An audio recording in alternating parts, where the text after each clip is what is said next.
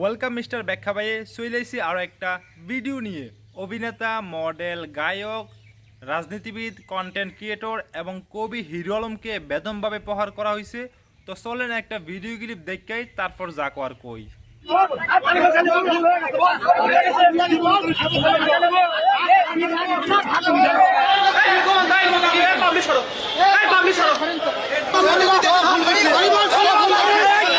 বিএনপির লোক আমার পর কি হারে মারধর করছে সারা বাংলাদেশের সামনে দেখছেন আপনারা, মিডিয়াতে দেখবেন।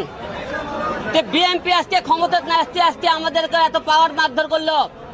বিএনপি ক্ষমতা থাকলে মানুষ মনে করেন জব করবে জুনাটি।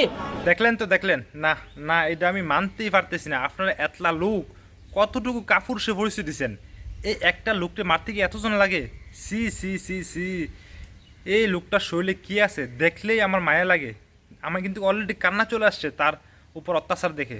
না, লোকটার সাথে এটা করা ঠিক হয় নাই ভাই, আপনাদের বোঝা উচিত ছিল। তো হিরো আলম ভাই, আপনি দুর্বার গতিতে এগিয়ে যান, এদের বিরুদ্ধে আইনি ব্যবস্থা নেন। আপনার পাশে আমরা সবসময় আছি।